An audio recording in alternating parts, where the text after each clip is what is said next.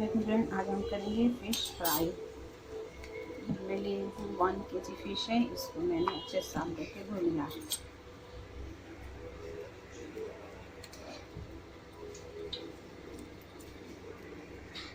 One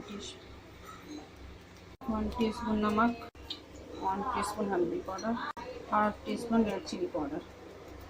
चलिए इसको हम अच्छे से मिला लेते हैं।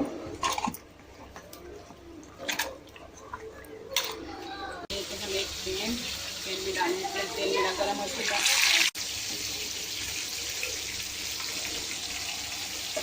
एक इसको संभाल के लेते हैं।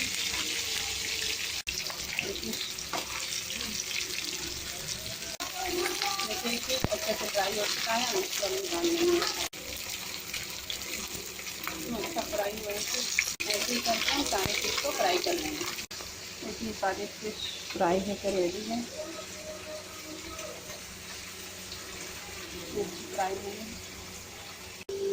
फ्राई रेडी है। अगर ये रेसिपी आपको पसंद आए तो आप इस मेरे चैनल को लाइक करें, सब्सक्राइब करें, शेयर करें और ये रेसिपी ज़रूर ट्राई करें और कमेंट बॉक्स में बताएं जरूर कैसा लगा। अल्लाह।